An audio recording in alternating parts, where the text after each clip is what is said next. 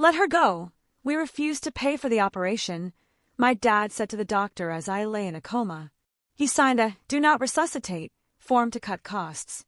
But he didn't realize my attorney was in the room, recording it all. When I woke up, I said nothing. I did something far worse that left him bankrupt in 24 hours. You know, sometimes the people who are supposed to protect you the most are the ones who betray you the deepest. Can you even imagine waking up from a coma, still fighting for your life, only to discover your own father tried to sign your death warrant just to get his hands on your inheritance? It wasn't just cold, it was monstrous. What I did next wasn't just revenge. It was a calculated, devastating demolition of his entire empire that left him with absolutely nothing. And the best part? He walked right into it, completely blind. My name is Fiona Sullivan, and I was 32 when my life changed forever. But let me take you back a little, to 3 months before the accident. I was sitting at that ridiculously polished mahogany conference table in my father's office at Sullivan Medical Group. He slid another one of those charity donation forms across to me, the Sullivan Foundation for Medical Innovation. Sounds noble, right? Except I knew what it really was. Just sign it, Fiona, Robert Sullivan said, not even glancing up from his phone. It's a simple tax write-off. Everyone does it. But I'd spent 10 years as a legal director. I knew money laundering when I saw it, even when it was wearing a 3-piece suit and carrying my family name. My stomach tightened. I can't sign this, Dad. These transactions don't match any legitimate medical research expenditures. That's when he first said it, the words that truly defined our relationship, cutting me to the core. You're too soft for this business. Your mother was the same way. Weak. My mother, Eleanor, the woman who built the pharmaceutical fortune that funded his entire, sprawling empire before cancer took her when I was 22. She'd left me $15 million in a trust fund, locked away until I turned 35. Unless, of course, I became medically incapacitated. It's funny how a specific legal clause can suddenly feel like a prophecy hanging over your head.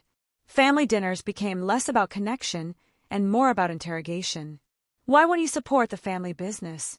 Don't you understand loyalty? My brother, James, our CFO, would just sit there, swirling his expensive whiskey, drowning his conscience. My father would call me the family traitor. They thought my refusal to play dirty made me weak. They mistook my integrity for inability. They assumed that because I wouldn't cross legal lines, I couldn't see them being crossed. Oh, how wrong they were. You need to understand the sheer scale of what Robert Sullivan controlled. Sullivan Medical Group wasn't just a hospital network. It was a healthcare kingdom. 12 hospitals, 3,000 doctors, annual revenue of $2.8 billion. My father held 9 board positions across the industry, with voting shares that made him feel utterly untouchable. Or so he thought. The crown jewel? A pending merger with Hartford Healthcare Systems, a $500 million deal that would make him the most powerful man in New England medicine. The announcement was set for March 26th at the annual shareholders' meeting, a grand affair at the Four Seasons Boston. 200 of the most influential investors in healthcare gathered to witness his triumph. Despite everything, I still worked there. As legal director, I had access to every contract, every subsidiary document, every board resolution. People often asked why I stayed, why I subjected myself to his daily dismissals and public humiliations. She's only here because of nepotism, he'd sneer to investors during tours while I stood right there. Good thing she inherited her mother's money because she certainly didn't inherit any business acumen. But I stayed because someone needed to document what was happening. Someone needed to be the adult in a room full of entitled children playing with people's lives. The Sullivan Foundation alone had diverted $40 million in the last 5 years. I couldn't prove it yet. The paper trail was too sophisticated, but I knew. That Hartford merger wasn't just a business deal for him. It was his Super Bowl, his coronation, his ultimate validation. He had no idea it would become his public execution. Then came March 15th, 2024, 8:30 p.m. I was driving home on I-93 after another grueling 16-hour day, cleaning up my father's aggressive contract negotiations. The rain had just started, that cold, March kind of rain that can't decide if it wants to be snow or sleet. I remember seeing the 18-wheeler's headlights swing into my lane. The driver would later testify that his brakes failed on the wet pavement. I had maybe 2 seconds to react. 2 seconds to realize that everything was about to change. The impact set my Audi spinning. The truck driver said he watched my car flip 3 times before it slammed into the median barrier. The dashboard camera from the car behind me captured it all. It would later become undeniable evidence that this wasn't some elaborate insurance fraud, as my father's lawyers would quietly suggest to anyone who'd listen. First responders found me unconscious, blood pooling from a head wound. Glasgow COMA scale, 6 out of 15. Severe traumatic brain injury. They airlifted me to Massachusetts General Hospital, the flagship of my father's network. Oh, the irony wasn't lost on anyone. Dr. Sarah Martinez, the head of neurology, would later testify that my initial prognosis was actually optimistic. 70% chance of full recovery, she'd written in her notes. Patient shows strong neurological responses. Recommend aggressive treatment protocol. But that's not what my father heard when he finally arrived at the hospital 4 hours later. 4 hours. It took him 4 hours to drive 20 minutes because he'd stopped to call his lawyers first, then his insurance team, then the board members to assure them this unfortunate situation wouldn't affect the merger. When he finally walked into that ICU room, he didn't ask if I was in pain. He didn't ask about my chances. He asked Dr. Martinez 3 times about the possibility of a persistent vegetative state and whether my medical power of attorney documents were properly executed. He was already thinking about the trust fund while machines kept me breathing, while my brain fought to repair itself. Robert Sullivan was calculating the value of his daughter's death. The accident wasn't the betrayal. The accident was just the opportunity he'd been waiting for. What my father didn't know was that Marcus Smith was already there. Marcus had been my personal attorney for 10 years, ever since I'd started documenting the questionable transactions at Sullivan Medical. He wasn't just my lawyer, he was my insurance policy. 3 years earlier, I'd signed a comprehensive medical advocacy document, giving Marcus the right to be present during any medical decisions if I was incapacitated. It was buried in a stack of routine estate planning papers, filed with the Massachusetts State Bar. My father never even knew it existed. Marcus got the call from the hospital at 8:47 p.m., just 17 minutes after the accident. Unlike my father, he came immediately. By the time Robert Sullivan was still on his first conference call with the board, Marcus was already in my ICU room with his briefcase. Inside that briefcase was a digital recording device. Massachusetts is a 2-party consent state for recordings, unless one party has given prior written consent for emergency situations. I'd given Marcus that consent 3 years ago, notarized and filed. Another piece of paper my father never knew existed. I positioned myself in the corner of the room, Marcus would later tell the court. I identified myself to the medical staff as Fiona Sullivan's legal advocate and presented my documentation. No one questioned my presence. In their world, lawyers in ICU rooms were as common as heart monitors. He sat there for 4 hours, waiting, watching the machines breathe for me, reading my medical charts, speaking with Dr. Martinez about my prognosis, recording everything. The nurses liked him. Dr. Martinez would later say, he asked about Fiona's comfort, about pain management. He cared about the patient, not just the paperwork. Marcus knew what was coming. We discussed it in hypotheticals 12 times over coffee. If something happens to me, my father will come for the money. I'd even joked about it, but Marcus wasn't laughing now. He was documenting. Robert Sullivan entered my ICU room at 12:43 a.m. like he was walking into a board meeting. His Armani suit was still perfectly pressed, despite the hour, and he was flanked by 2 lawyers, Mitchell Barnes from corporate and someone I didn't recognize. Marcus later identified him as David Krause, a specialist in estate law. Status report. My father said to Dr. Martinez, not, how is she? Not, will she be okay? Just, status report. Dr. Martinez, to her credit, maintained her professionalism. Your daughter has sustained significant head trauma, but her neurological responses are encouraging. Percentage chance of full recovery. Robert interrupted, his voice clipped. Approximately 70% with aggressive treatment. And without aggressive treatment? The doctor paused, visibly confused. Mr. Sullivan, I'm not sure I understand. It's a simple question. What happens if we pursue comfort care only? Marcus pressed record. For the next 20 minutes, my father interrogated Dr. Martinez about brain death criteria, vegetative states, and the cost of various treatment protocols. He asked about my brain function 3 times, but never once asked if I was in pain.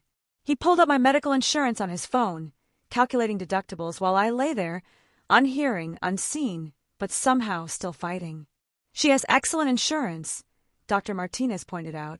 The experimental treatments would be largely covered. That's not the point, Robert snapped. He turned to Krause, the estate lawyer. Pull up the trust documents. They huddled over a tablet, discussing my mother's trust fund as if I were already dead. $15 million, they kept saying. $15 million. That could benefit so many others through the Sullivan Foundation. The trust passes to her father if she dies without children or a spouse, Krause confirmed. But only if she's deceased.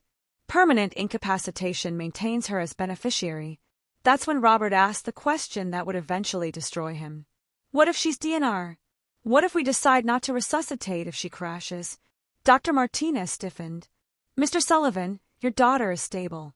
There's no medical indication for a DNR order. I'm her father.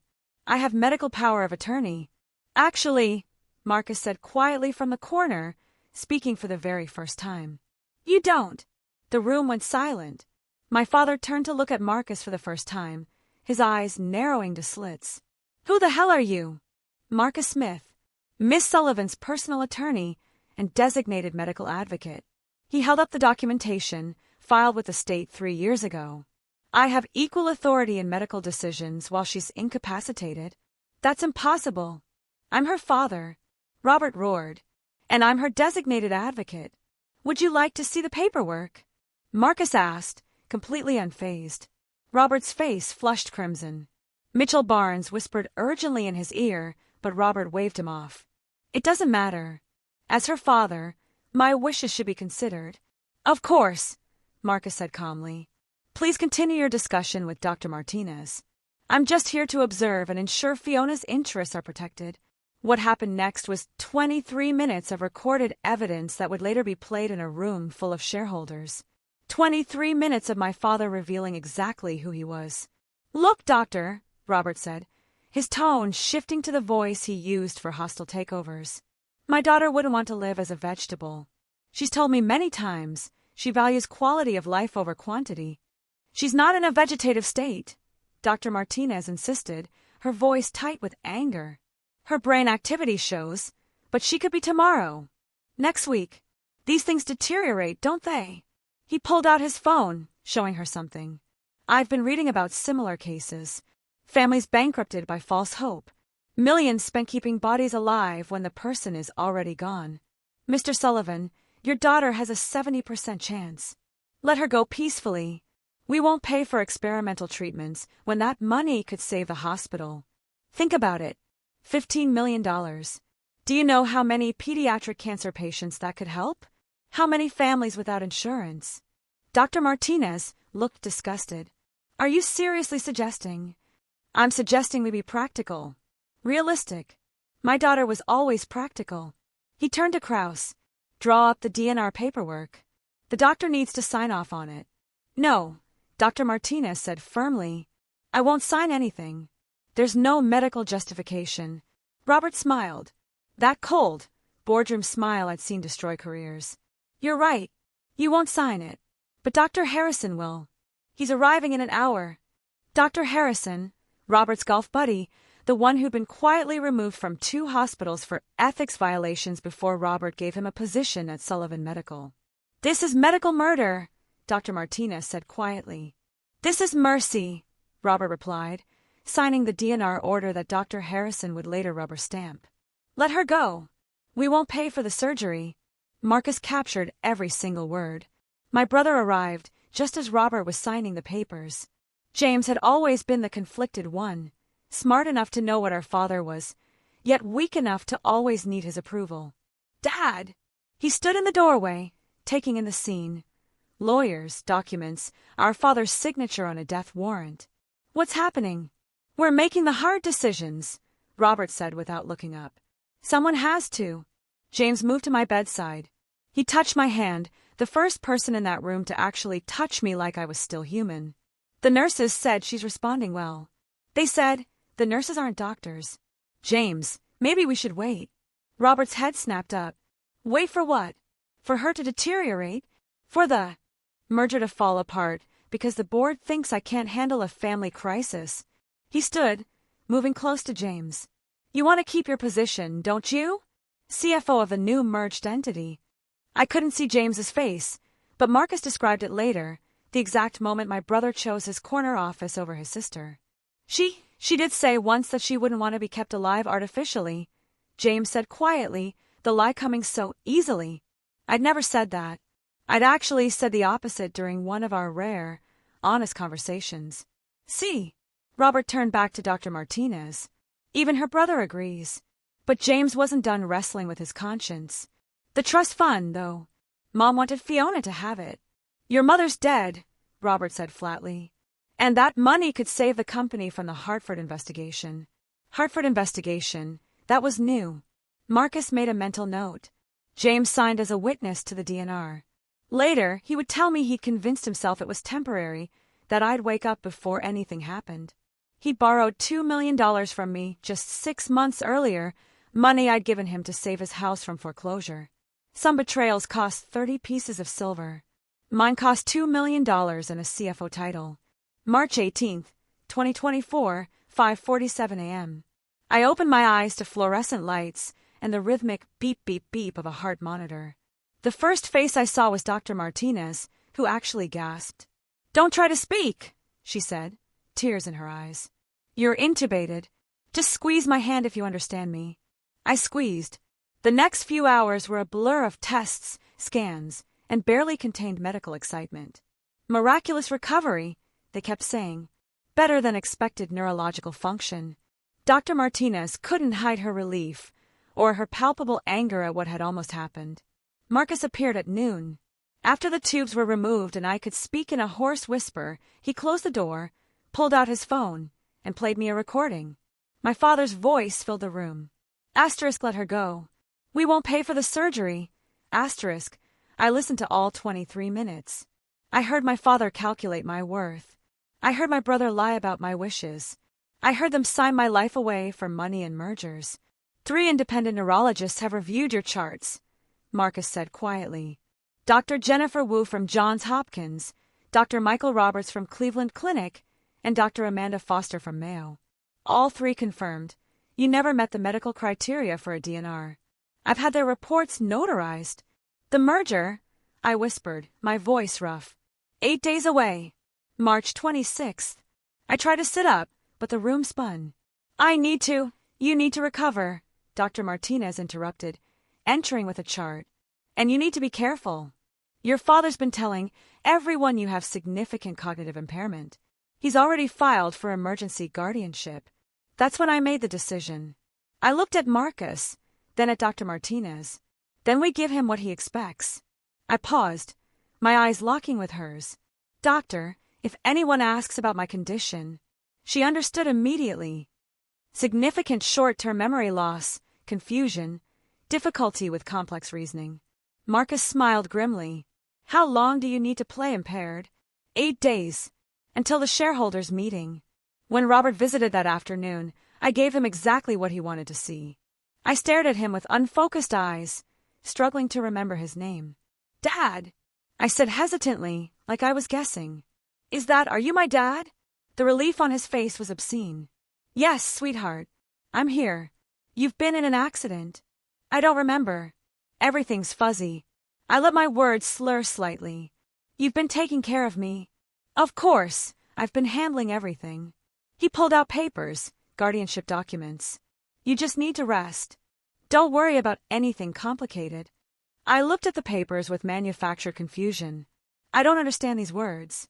They're all jumbled. Behind Robert, Dr. Martinez's jaw clenched. She'd seen my real neurological tests. My cognitive function was at 98%. For the next 3 days, I performed. When the psychiatric evaluator came, Dr. Harrison's colleague, naturally, I failed every complex reasoning test spectacularly while passing just enough basic ones to avoid suspicion. I couldn't remember the date, but knew my name. Couldn't solve simple math, but recognized faces. Meanwhile, Marcus worked 18-hour days. Every night after visiting hours, he'd return with encrypted files on his tablet. We communicated through a secure messaging app that looked like a meditation program on my phone. Suffolk County Courthouse has authenticated the recording, he typed. Judge Patricia Loomis signed the verification. Hartford investigation. I typed back. *SEC investigating suspicious trades before merger announcement. Your father needs this deal to cover losses. The pieces were falling into place. Robert had been using Sullivan Medical as his personal piggy bank, assuming the merger would erase the evidence. But he needed capital to complete the deal. That $15 million from my trust would have been perfect. Guardianship hearing Monday, Marcus typed. Judge is Ronald Fitzgerald. Golf club every Sunday with your father. I smiled weakly at the nurse who entered, immediately dropping my phone and looking confused. Where am I? I asked her. Is this a hotel? She patted my hand sympathetically. Poor dear. But when she left, I picked up my phone again. Get me everything on the merger. Every document, every email, already done. Your access codes still work. They think you're too impaired to use them. I'm sorry, Dad. I don't remember the accident. You've been taking care of everything. If you've ever been betrayed by someone who was supposed to protect you, you'll understand why I couldn't just confront him directly. The evidence had to be ironclad, and the revelation had to be public. Have you ever had to strategically plan your response to betrayal? Let me know in the comments, and please hit that like button if you want to see justice served. On March 20th, Robert filed for emergency financial guardianship at 9 a.m. sharp. The petition painted me as a tragedy, beloved daughter, brilliant mind destroyed, unable to manage the complex trust fund my mother had left behind. Significant cognitive impairment following traumatic brain injury. The filing read, unable to comprehend basic financial concepts, requires immediate intervention to protect assets. Judge Ronald Fitzgerald, Robert's Sunday golf partner for 15 years, scheduled the hearing for March 25th, one day before the shareholders' meeting. The timing wasn't coincidental.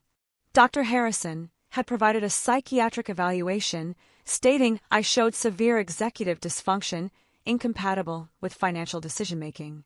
He tested me for exactly 12 minutes, most of which he spent on his phone. His report was 8 pages long.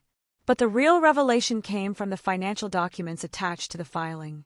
Robert had already prepared transfer paperwork for my trust fund, predated for March 25th. The money would go directly into Sullivan Medical's Emergency Operations Fund, a slush account I'd been investigating for 2 years. He's not even trying to hide it anymore, Marcus said during his official visit. We spoke in code, knowing the room was probably monitored. Your father's very concerned about your recovery, I replied vacantly. I'm grateful for his help. I don't understand why there are so many papers. Marcus placed a folder on my bedside table, ostensibly get-well cards from colleagues. Inside were affidavits from 3 nurses who'd witnessed my coherent conversations when Robert wasn't around. Each one notarized. Each one stating they'd been told by administration to support the family's assessment of Miss Sullivan's condition. That evening, Robert brought Dr. Patricia Henley, a psychiatric specialist who actually had ethics. She spent 2 hours with me, running legitimate tests. I failed them all spectacularly, but I saw her frown when comparing my responses to my brain scans.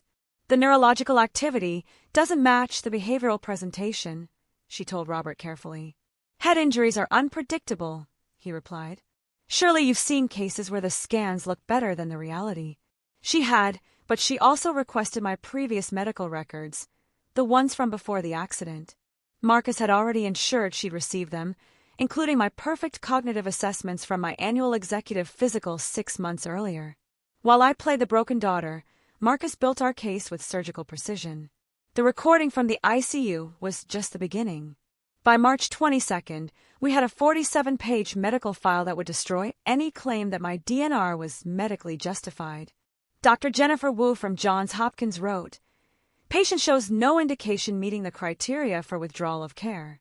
Glasgow COMA scale improved from 6 to 14 within 48 hours. Textbook recovery trajectory. Dr. Michael Roberts from Cleveland Clinic was more blunt. The DNR order signed on March 15 appears to be motivated by factors other than patient welfare. Dr. Amanda Foster from Mayo Clinic provided the killing blow. In my 30-year career, I have never seen a DNR order issued for a patient with such positive neurological indicators. This represents a severe breach of medical ethics. But the medical malpractice was just the appetizer. The main course was the HIPAA violations.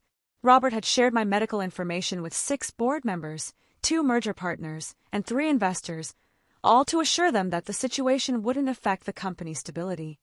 Each unauthorized disclosure carried a $50,000 fine, but more importantly, each violation demonstrated a pattern of treating my medical crisis as a business opportunity. Marcus had everything notarized at Suffolk County Courthouse. Judge Patricia Loomis, who had no connection to Robert's country club network, personally verified the authentication of the ICU recording. "This is prosecutable," she told Marcus off the record. "Criminal, not just civil." The FBI had also taken interest. Those suspicious trades before the merger announcement, they traced back to accounts connected to the Sullivan Foundation. Robert had been insider trading, using charity funds, expecting the merger to cover his tracks. The $15 million from my trust would have replaced what he'd stolen. We also discovered something else, a hidden gem in the Sullivan medical bylaws. Article 7, Section 3. Any executive found guilty of medical malpractice or significant breach of fiduciary duty shall be removed from position within 24 hours of board determination. It required a 2/3 vote. With 9 board members, we needed 6. Marcus had quietly reached out to 3 independent board members, Dr. Elizabeth Chong, Professor Michael Torres, and Sandra Williams, all of whom had been growing concerned about Robert's increasingly aggressive tactics. They agreed to review our evidence before the shareholders' meeting. By March 23, we had everything: medical evidence, legal documentation, financial proof of embezzlement, and a room full of witnesses scheduled to gather in 3 days. The shareholders' meeting was set for March 26, 2 p.m., at the Four Seasons Boston Grand Ballroom. 200 of healthcare's most powerful investors would gather to witness what Robert called the deal of the decade. Hartford Healthcare Systems would pay $500 million for a 60% stake in Sullivan Medical, creating the largest healthcare network in New England. The presentation deck was 90 slides of triumphant projections, glowing testimonials, and strategic synergies. Robert had been rehearsing his 45-minute presentation for weeks. The Wall Street Journal, Boston Globe, and Healthcare Finance Weekly had all confirmed attendance. Bloomberg would be live streaming portions of the announcement. This wasn't just a business deal, it was Robert's coronation as the king of New England medicine. What the attendees didn't know was that the SEC had opened a formal investigation 3 days earlier. The suspicious trades Marcus had uncovered were just the tip of the iceberg. Hartford's due diligence team had also started asking uncomfortable questions about the Sullivan Foundation's financials. On March 24th, I made a calculated move. I called Robert from my hospital bed, sounding weak and confused. "Daddy, the nice lawyer man says there's an important meeting tomorrow. Something about pay." "Don't worry about it, sweetheart," he chuckled, his voice oozing condescension. "I'll handle everything at the guardianship hearing." "Oh, okay. Will you be having another meeting? You always have such important meetings." He laughed, that patronizing sound I'd heard my whole life. "Yes, princess. Tuesday is Daddy's big day. The biggest deal ever." "Can I come?" I asked, putting just the right amount of childish longing into my voice. "I want to see you be important." There was a pause, then the cold calculation in his voice. "Of course, you can come, sweetheart. Everyone should see that you're being well cared for. Sit in the front row and support your family." Perfect. He wanted me there as a prop, the tragically impaired daughter whose medical crisis he was so nobly managing. The optics would be perfect for him, the devoted father, the corporate titan, the healthcare visionary. Marcus filed the paperwork for my attendance as part of my therapeutic reintegration into familiar environments. Dr. Martinez supported it with a note about positive stimulation for recovery. This merger would be his crowning achievement, or so he thought. The invitation list read like a who's who of healthcare power brokers. Everyone who mattered would be there to witness Robert Sullivan's greatest triumph. They'd witness something, all right, March 25th, 10:12 p.m. While Robert celebrated the successful guardianship hearing with champagne at the Ritz-Carlton bar, I sat in my hospital room with Marcus, signing the most important documents of my life. Judge Fitzgerald had ruled exactly as expected: full financial guardianship to Robert, effective immediately. But we'd anticipated this. Marcus had filed an emergency appeal with the state Supreme Court 90 minutes before the hearing even started, citing judicial conflict of interest. The appeal would be heard in 72 hours, long after the shareholders' meeting. Your father's already initiated the trust fund transfer, Marcus said, showing me his laptop screen. $15 million scheduled to move at 9 a.m. tomorrow. Let it happen, I said, signing my name with perfect precision on a document titled Refusal of Guardianship, Mental Competency Declaration. A notary public, one with no connection to Sullivan Medical, witnessed and sealed it. We'd also sent encrypted emails to 3 independent board members with a simple message: please attend tomorrow's meeting with an open mind. Documentation of critical compliance failures will be presented. Dr. Elizabeth Chung replied within an hour, I'll be there. Professor Michael Torres, concerned by recent patterns, will attend. Sandra Williams, about time someone spoke up, 3 guaranteed. We needed 3 more for the 2/3 majority. Robert called me at 11 p.m., drunk on his success. Tomorrow, princess, everything changes. Your mother never understood vision. She just hoarded money. But I'm going to build something that matters. That's nice, Daddy, I said, injecting confusion into my voice. Will there be balloons? He laughed. Sure, sweetheart. All the balloons you want. After he hung up, I looked at Marcus. He just admitted to seeing my mother's money as his to spend. Recorded, Marcus confirmed, adding it to the file. Dr. Martinez stopped by at midnight with my discharge papers. Medically cleared, she said loudly for any listening ears. Then quieter, give him hell. I didn't sleep that night. Instead, I reviewed every piece of evidence, every document, every recording. 47 pages of medical testimony, 23 minutes of audio, 4 confirmed HIPAA violations, 3 years of embezzlement documentation. Tomorrow, either I lose everything, or he does. There was no middle ground. At 6 a.m. on March 26th, I put on my Navy suit, the one my mother had bought me for my first day as legal director. Time to end this. March 26th, 2 p.m. The Grand Ballroom at Four Seasons Boston was a monument to corporate power. Crystal chandeliers cast golden light over 200 of healthcare's elite. The Harvard healthcare delegation occupied the entire left section, 12 executives who'd flown in from Connecticut. The Wall Street Journal had sent their senior healthcare reporter. Bloomberg's camera crew was setting up for the live stream. I sat in the front row, wearing my Navy suit and what everyone assumed was a vacant smile. Robert had positioned me perfectly, close enough for sympathy optics, far enough that I wouldn't disrupt anything. James sat beside me, uncomfortable in his CFO finest, occasionally patting my hand like I was a child. Just sit quietly, he whispered. It'll all be over soon. He had no idea how right he was. Robert took the stage at 2:15, commanding the room with practiced authority. The presentation screen showed Sullivan Medical Group's logo merged with Hartford Healthcare's, a promise of the future. Ladies and gentlemen, today we make history, he began. $500 million, 3,000 doctors, 12 hospitals expanding to 20.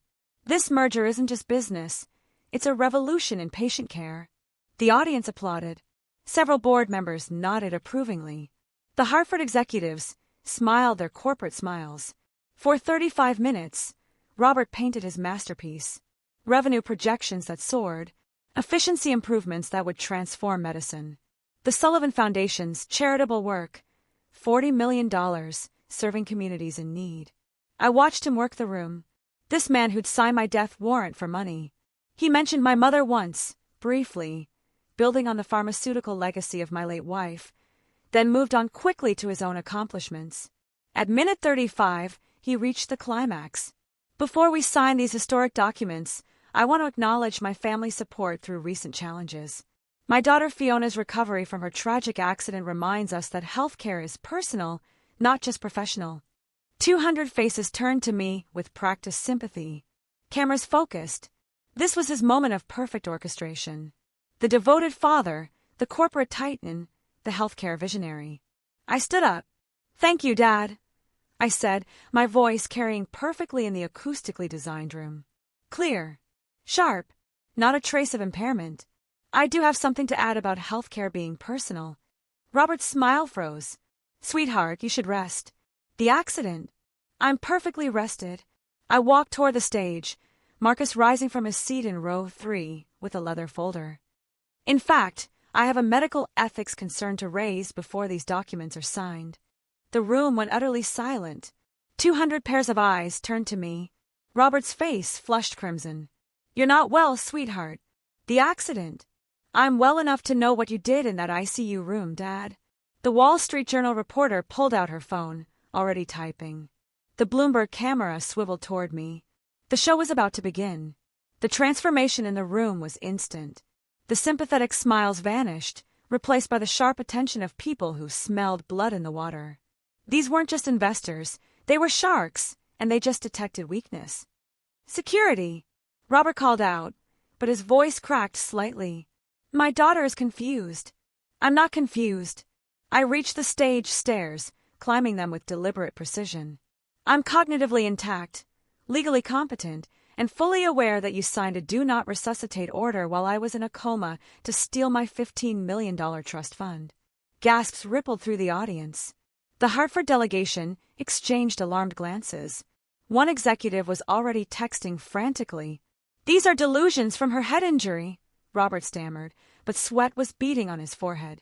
"Someone please." "Marcus!" I called out. "The evidence, please."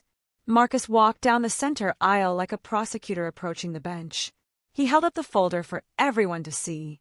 47 pages of medical documentation, 3 independent neurological assessments, and 23 minutes of audio recorded in the ICU at Massachusetts General Hospital. "You can't record without consent." Mitchell Barnes, Robert's lawyer, stood up from the board section. "That's illegal."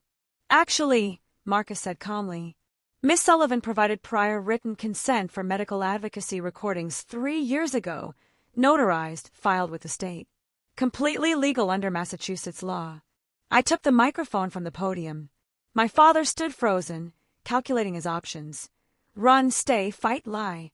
"Before we play the recording," I said, addressing the room, "let me establish the medical facts. On March 15th, I was in a car accident, traumatic brain injury, Glasgow coma scale of 6. By March 17th, that had improved to 14. 3 independent neurologists from Johns Hopkins, Cleveland Clinic, and Mayo have confirmed I showed a 70% chance of full recovery.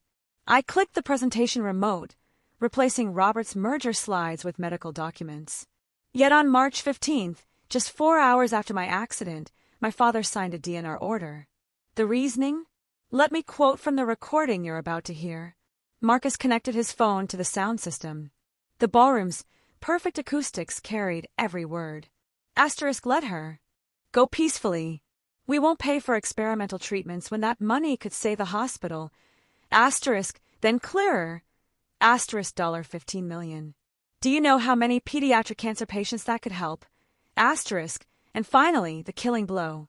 Asterisk, the trust passes to her father if she dies without children or a spouse. Asterisk, the room erupted. Board members shot to their feet. The Hartford executives were already heading for the exits. Someone shouted, "This is medical murder." Robert grabbed for the microphone, but 2 security guards, the same ones he'd called for me, stepped forward. They looked confused, unsure who they were supposed to be protecting or removing. "This is taken out of context." Robert shouted over the chaos. "Then let's play all 23 minutes," I said calmly. "Let everyone hear the full context." The Hartford team left at minute 37. The merger died at minute 38. This was the moment everything changed. When you've gathered all your evidence and chosen your battlefield, there's no turning back. If you've ever had to stand up to someone powerful who wronged you, you know this feeling. Share your story in the comments. I read every single one. And if this resonates with you, make sure to hit that like button. The full recording played like a funeral dirge for Robert Sullivan's empire. Every word, every calculation, Every cold dismissal of my life echoed through the grand ballroom's premium sound system. Asterisk, she's stable now, but these things can deteriorate. Asterisk, Robert's voice said. Asterisk, better to let nature take its course. Asterisk, Dr. Martinez's voice, professional but clearly distressed. Asterisk, Mr. Sullivan, your daughter is showing remarkable neurological improvement. Asterisk, Robert's reply. Asterisk, doctor, I understand medicine. I run 12 hospitals. Sometimes the kindest thing is to let go. Asterisk, the audience listened in horrified silence as my father discussed my life like a line item on a budget. Several people were recording with their phones. The Bloomberg camera captured everything. But the worst part came at minute 18. James's voice. Asterisk, Dad, maybe we should wait. Asterisk, and Robert's chilling retort. Asterisk, you want to keep your CFO position in the merged company, don't you? Then stop pretending you care. We both know you need this deal to cover your debts. Asterisk, James, sitting in the front row, had gone pale. His complicity was now public record. When the recording ended, the silence was deafening. Then Sandra Williams from the board stood up. I move for an emergency board meeting under Article 7, Section 3 of the corporate bylaws. Seconded, Dr. Elizabeth Chong said immediately. You can't do this during a shareholders' meeting. Robert protested, desperate. Actually, we can, Professor Michael Torres said, standing. When evidence of medical malpractice by a senior executive is presented, the board has a fiduciary duty to act immediately. The 9 board members huddled at the side of the room. Robert stood alone at the podium, his merger presentation still glowing behind him, a monument to what would never be. This is a setup, he said into the microphone, desperately addressing the remaining audience. My daughter is obviously being manipulated. By whom? I asked, my voice cutting through the remaining murmurs. The 3 independent neurologists, the Suffolk County court that authenticated the recording, the FBI agents investigating your insider trading through the Sullivan Foundation. That last revelation sent another shockwave through the room. Several investors were already heading for exits, phones pressed to ears, no doubt calling their lawyers. The Wall Street Journal reporter approached me. Miss Sullivan, are you confirming FBI involvement? I'm confirming that my father tried to kill me for money, I said clearly, knowing every word would be in tomorrow's headline. Everything else will come out in due course. The board reconvened. Sandra Williams spoke for them. By unanimous vote of 8-1, Mr. Sullivan voting for himself, Robert Sullivan is immediately removed as CEO of Sullivan Medical Group for gross violations of medical ethics and fiduciary duty. The Hartford delegation's lead executive stood up. Hartford Healthcare formally withdraws from all merger negotiations, effective immediately. By the time security escorted Robert from his own celebration, Sullivan Medical Group stock had dropped 47%. $230 million in market cap evaporated in less than an hour. This is a maximum conflict. Robert cried out desperately. This is my company. My legacy. No, I said quietly. It was built on my mother's money, and it dies with your greed. The aftermath was swift and merciless. Within 2 hours of the recording being played, Massachusetts General Hospital suspended Dr. Harrison's medical privileges pending investigation. The Massachusetts Medical Board launched a formal inquiry into the DNR order. The state attorney general's office opened a criminal investigation. But the immediate consequences were just as devastating. 4 HIPAA violations at $50,000 each meant $200,000 in personal fines for Robert, and that was just the federal penalties. The state could add more. Each board member he'd illegally informed about my medical condition could also sue for being given information that made them potentially liable. By 6 p.m., 8 of the 9 board members had submitted their votes to remove Robert permanently. The 9th, Robert himself, was no longer recognized as having voting rights due to the ethics violations. Marcus had prepared everything. The moment the board voted, he filed the documentation with the Secretary of State. He also filed criminal complaints with the Boston Police Department for attempted murder through medical negligence. The evidence is overwhelming, Detective Patricia Murphy told me that evening. The recording alone would be enough, but with the medical documentation, your father's looking at potential attempted murder charges. The FBI arrived at Sullivan Medical Group's headquarters at 7 p.m. with a warrant. They seized servers, documents, and froze the accounts of the Sullivan Foundation. The $40 million in charitable donations would be traced transaction by transaction. James found me in the hotel lobby after the meeting, his face gray with shock and shame. "Fiona, you signed the DNR as a witness," I said simply. "You lied about my wishes. I thought you were going to die anyway. Dad said the doctors. Dad lied, and you chose to believe him because it was easier than standing up to him." He pulled out his phone, showing me a message. "I've already submitted my resignation as CFO. I'll testify if you need me to, about everything. The fraud, the insider trading, all of it. Your testimony won't save you from prosecution," Marcus informed him, ever the realist. "But cooperation might reduce your sentence." James nodded, looking older than his 35 years. "I know. I'm sorry, Fiona. I should have protected you." "Yes," I said, my voice flat. "You should have." By market close, Sullivan Medical Group had lost 47% of its value. The board appointed Dr. Sarah Martinez as interim CEO, the same doctor who'd fought against my DNR. There was poetic justice in that. Article 7, Section 3. Any executive guilty of medical malpractice shall be removed within 24 hours. Robert Sullivan's removal was complete in less than 6. The Boston Globe's morning edition ran with a headline that would define Robert Sullivan's legacy: "Medical CEO's DNR Scandal, Attempted Murder for Millions." The Wall Street Journal was more measured but equally damaging. Sullivan Medical Group CEO removed after recording reveals attempt to hasten daughter's death for inheritance. Bloomberg's coverage included the video from the shareholders' meeting. My clear, composed revelation contrasted with Robert's desperate denials. The clip went viral within hours. 3 million views by noon had DNR Scandal trending nationally. But it wasn't just the major outlets. Medical ethics blogs dissected every second of the recording. Legal analysts debated the criminal charges on cable news. Reddit's Legal Advice Forum had a mega thread with over 10,000 comments, many from healthcare workers sharing their own horror stories about profit-driven medical decisions.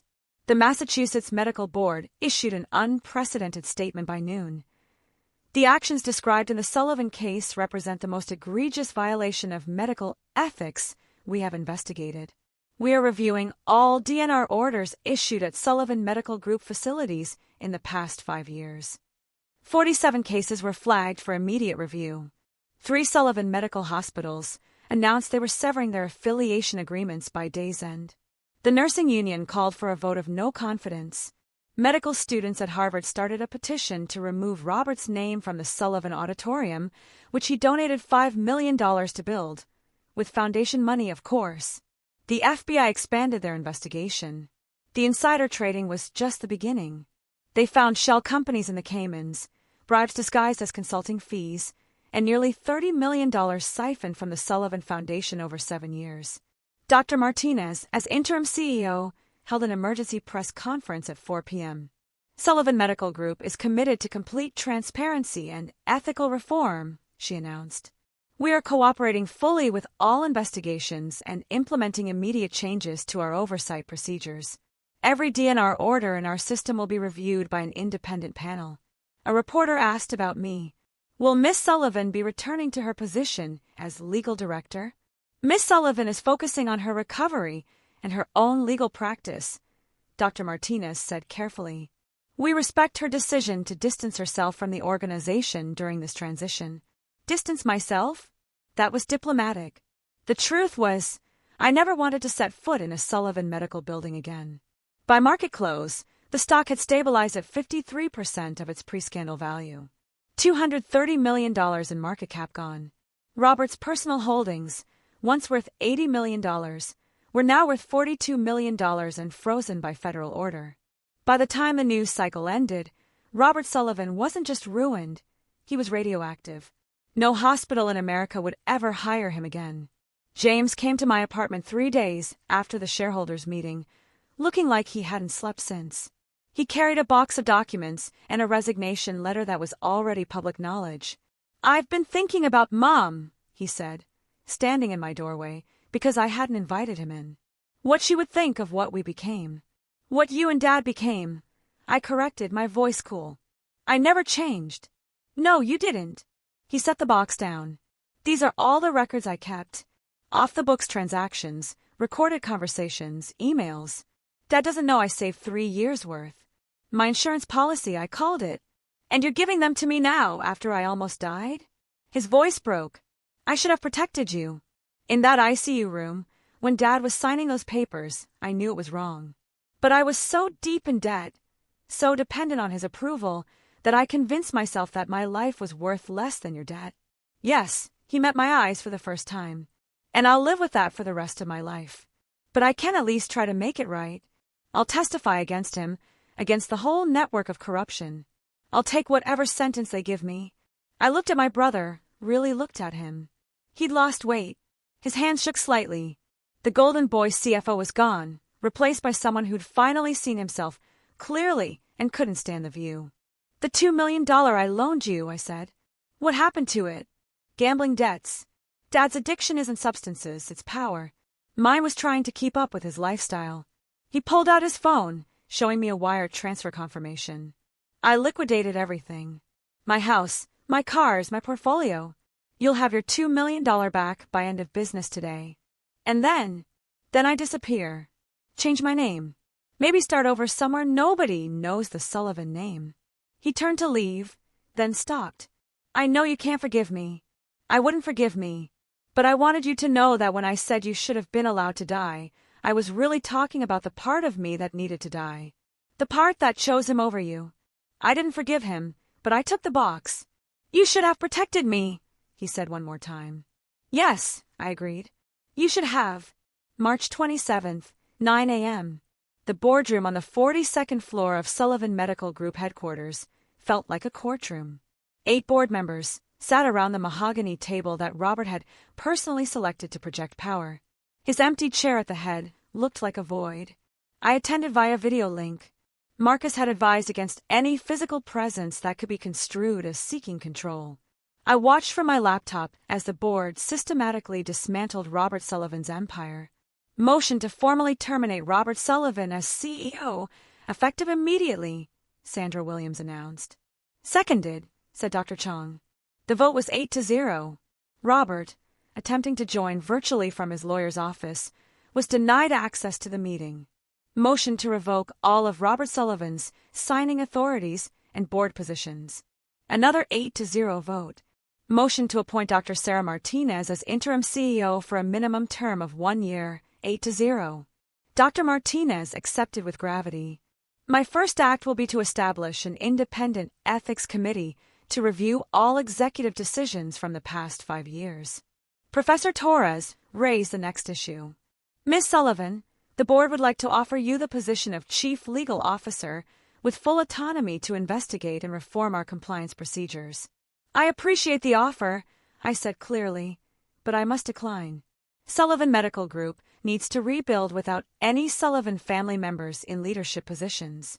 The name itself is tainted.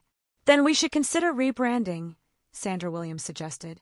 Distance ourselves from the Sullivan name entirely. They would eventually vote to become Commonwealth Health Systems.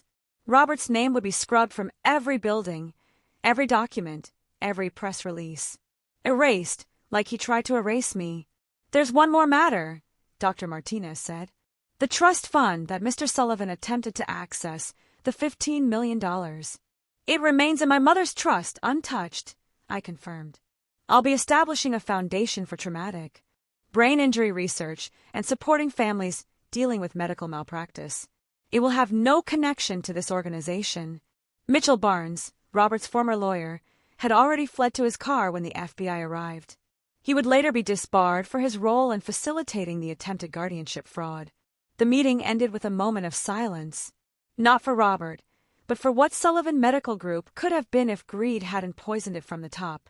I didn't want his throne, I told them before disconnecting. I wanted my freedom. Today, we both got what we deserved. The board minutes would record it as the shortest executive termination in corporate history. Total time from violation exposure to complete removal, 18 hours. I saw Robert one last time 3 days after the board meeting. He appeared at my apartment building at 10 p.m., looking like he'd aged a decade in 72 hours. His Armani suit was wrinkled. His silver hair, always perfectly styled, hung limp. The security guard called up to warn me, but I let him in. I wanted to see what remained of the man who tried to kill me. He stood in my living room, looking at the photos on my mantel. All of my mother, none of him. "I've lost everything," he said, his voice hollow. 7 board positions gone. Personal assets frozen. Barbara filed for divorce this morning, and she's taking half of whatever the FBI doesn't seize. Barbara, my stepmother, who'd married him for money. There was poetic justice in her leaving him the moment the money disappeared. "The FBI says I'm looking at 20 years, he continued. "Insider trading, embezzlement, wire fraud. They haven't decided whether to pursue the attempted murder charge." I said nothing. Let him talk.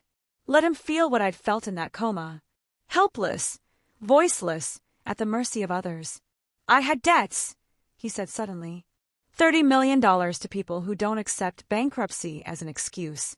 The merger was supposed to clear everything. Your trust fund was Plan B. So you chose your gambling addiction over your daughter's life. For a moment, his mask cracked completely. "I just wanted to protect the legacy. Your mother built something beautiful, and I turned it into something powerful. I thought if I could just get through this crisis, you wouldn't have let me die." The words hung between us like a blade. "I was desperate," he whispered. "The Russians said they'd kill me if I didn't pay by April. I convinced myself you wouldn't want to live as a vegetable, that the money would do more good." "Stop." I stood up, facing the man who gave me life and then tried to take it. "You weren't thinking about my wishes or the greater good. You were thinking about yourself. You've always only thought about yourself." He aged another year in that moment, shoulders sagging. The mighty Robert Sullivan reduced to a broken old man in an expensive suit. "I know," he said quietly. "I know what I am now. I just wanted to protect." "No, you wanted to survive, and you were willing to sacrifice me to do it." I walked to the door, opening it. "Get out. If you contact me again, I'll pursue the attempted murder charges myself." He shuffled toward the door, then stopped. "I'm sorry, Fiona. Desperation doesn't excuse evil," I said. "Even monsters have reasons. That doesn't make them less monstrous." For the first time in 40 years, Robert Sullivan had no title after his name. The trust fund my mother left me remained untouched. $15 million that Robert had been willing to kill for. On April 1st, I sat in the conference room of Hartley & Associates, my mother's original law firm, signing the documents that would transform blood money into hope. The Eleanor Sullivan Foundation for Neurological Recovery, Marcus read from the incorporation papers, dedicated to funding treatment for traumatic brain injury patients whose insurance has denied coverage. My mother's name would live on, but not in the way Robert had corrupted it.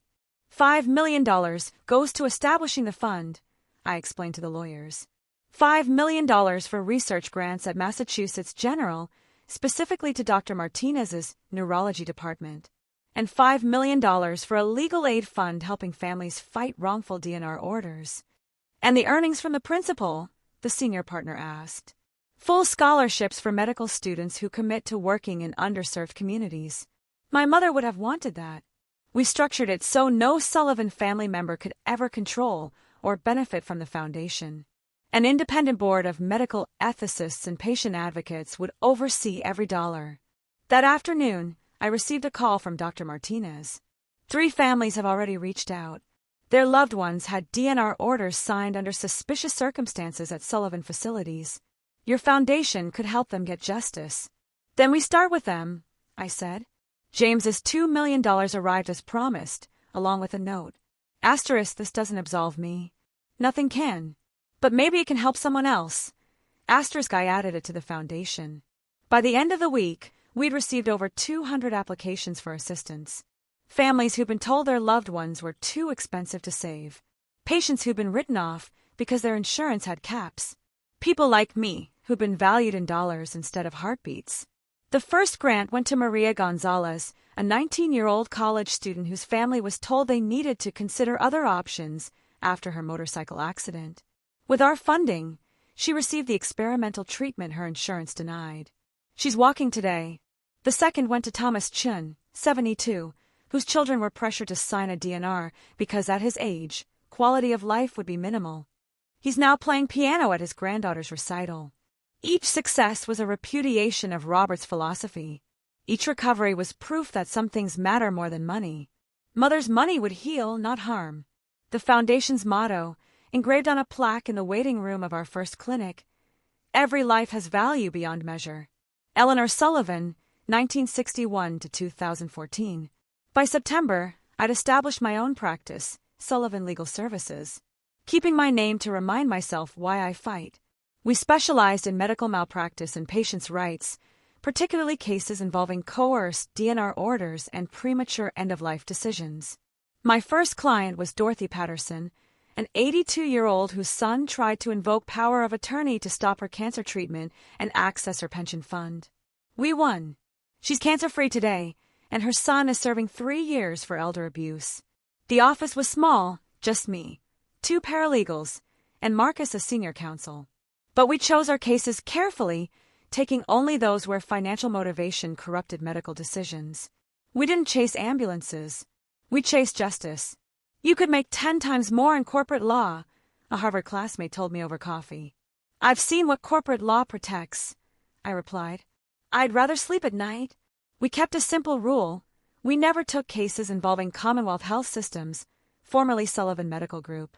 They needed to rebuild without any Sullivan shadow, and I needed to build something entirely my own. Dr. Martinez sent updates occasionally. The company had stabilized under her leadership, implementing the strictest ethical guidelines in the industry. Every DNR order now required 3 independent physicians' agreement and was automatically reviewed by an ethics board. The media attention faded after a few months, replaced by other scandals, other betrayals, but the changes remained. The Massachusetts Medical Ethics Board instituted the Sullivan Protocol, mandatory recording of all DNR discussions, automatic review of any order signed within 72 hours of admission, and criminal penalties for financial coercion. I specialized in protecting the vulnerable from medical predators. My apartment walls filled with thank you letters from clients, photographs of recoveries deemed impossible, and one framed document, the Massachusetts State Bar's Award for Excellence in Medical Ethics Advocacy. Robert's name was nowhere in my new life. I'd taken his attempt to erase me and turned it into purpose. October 2024. The courthouse steps were crowded with reporters as Robert Sullivan was sentenced to 2 years probation for HIPAA violations. The federal prosecutors had decided not to pursue attempted murder charges, citing insufficient evidence of premeditation.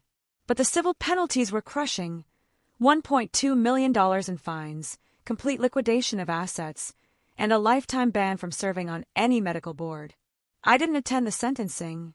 I was in court myself that day, winning a $12 million settlement for the Hendricks family, whose daughter had been denied experimental treatment by her insurance company while the hospital's CFO coincidentally bought stock in the competing treatment manufacturer.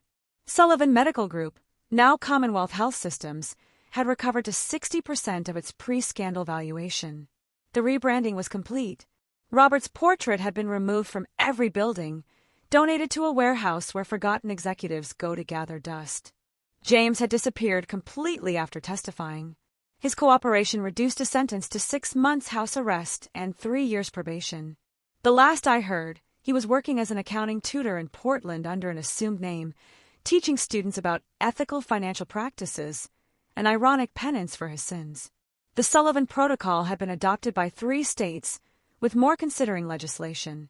47 suspicious DNR cases had been reviewed, resulting in 11 criminal prosecutions and 31 civil settlements. Families who'd lost loved ones to financial calculations finally had recourse. The Eleanor Sullivan Foundation had distributed $8 million in grants, funding treatment for 63 patients who'd been written off as economically unviable. 58 were still alive. Their families sent us Christmas cards with photos of graduations, weddings, grandchildren, life events that almost never happened. Dr. Martinez invited me to speak at Commonwealth Health's annual ethics symposium. I declined. Some bridges shouldn't be rebuilt, even with the best intentions. The FBI investigation had uncovered the full extent of Robert's crimes: $43 million embezzled over 9 years, insider trading that netted $6 million in illegal gains, and bribes totaling $2 million to various officials. The Russian gambling connection led to a separate federal investigation that would eventually indict 6 others in an international money laundering scheme. By every metric, justice had been served. Robert was destroyed, the corrupt system reformed, and victims compensated. So why did I still check my locks 3 times every night? The letter arrived on November 15, 2024, forwarded through Marcus's office with a Connecticut postmark. Robert's handwriting, once bold and commanding on billion-dollar contracts, now trembled across cheap notebook paper. Fiona, I know you said no contact, but I need you to know something before I die. The doctors say pancreatic cancer. 4 months, maybe 6. Ironic, isn't it? All those hospitals I controlled, and none of them can save me now. I've been living in a 1-bedroom apartment in Hartford, working as a night janitor at a medical clinic. They don't know who I am. It's peaceful, cleaning up after real healers. I think about that ICU room every night. I hear my voice on that recording, let her go. And I understand now what I really was, a father who valued money over his daughter's heartbeat. There's no forgiveness for that. I'm not asking for any. Your mother would be proud of what you've built. The foundation, the practice, the changes you forced onto the industry. You became everything I pretended to be, powerful, principled, untouchable. I've left what little remains, about $400,000 after the settlements, to your foundation. It won't absolve me, but maybe it can save someone else's daughter. I won't contact you again. I just needed you to know that I finally understand what I lost. Not money or power or reputation. I lost the only thing that actually mattered, my daughter's love. You were right. Desperation doesn't excuse evil. Robert I read it twice, then handed it to Marcus. How do you want to respond? He asked. I pulled out my legal stationery and wrote 3 words. No contact means no contact. I had Marcus send it through his office along with a cease and desist order. 2 weeks later, a $400,000 donation appeared in the Eleanor Sullivan Foundation's account, from Anonymous, Hartford. I knew who it was from. I accepted it because the money could save lives, but I added a notation in our records. Donation accepted without acknowledgement or absolution. Forgiveness doesn't require reconciliation. Some bridges, once burned by betrayal, should stay ash. Robert would die alone in Connecticut 4 months later. I learned about it from a small obituary in the Hartford Courant that didn't mention his former titles, his medical empire, or his family. Just, Robert Sullivan, 58, janitor. I didn't attend the funeral. Neither did anyone else. 2 days after Robert's death in March 2025, Marcus uncovered the full truth during the final FBI document release. The gambling debts weren't just about money, Marcus explained, sliding a folder across my desk. They were about survival. The Russian mob had photographs. Robert at their casino in 2019, 2020, 2021. But look at the dates. Each photo coincided with your mother's death anniversary. Every year, on the day she died, Robert flew to Atlantic City and lost millions, trying to feel something other than guilt. There's more, Marcus said quietly. The FBI found his personal journals in a storage unit. He wrote about your mother's death, how he'd pushed her to delay treatment because he was negotiating a hospital acquisition. She waited 3 months. By then, the cancer had metastasized. I stared at the pages of Robert's handwriting, confessing to a guilt that had eaten him alive for 10 years. He'd killed my mother through greed, then nearly killed me for the same reason. He chose his addiction over his daughter's life, I said, repeating what I told him months ago. But now I understood. The addiction wasn't gambling. It was trying to escape the guilt of killing the only person who'd ever truly loved him. The Russians knew about your mother, Marcus continued. They used it as leverage. Pay us, or we'll tell your daughter what really happened to Eleanor. The final piece clicked into place. Robert hadn't just tried to kill me for money. He tried to kill me to keep his secret. If I died, the truth about my mother would have died, too. He chose his addiction over his daughter's life, I said again. But this time I understood. He'd been addicted to hiding from the truth. Even monsters have reasons. That doesn't make them less monstrous. I took the journals and the FBI report and locked them in my safe. Someday I might read Robert's full confession. Someday I might understand how a man could kill the two people he claimed to love most. But not today. Today I had a client meeting. A young father whose wife's hospital wanted to discontinue life support because their insurance had lapsed. His wife had an 80% chance of recovery with proper treatment. I would make sure she got it. Because that's what Eleanor Sullivan's daughter does. She saves the people others would let die for money. Thank you for witnessing my story. Sometimes the greatest betrayals come from those closest to us. But evidence, preparation, and choosing the right moment can deliver justice. If you've survived family betrayal or medical malpractice, know that you're not alone. Share this with someone who needs to know they can stand up to their oppressors. And remember, document everything.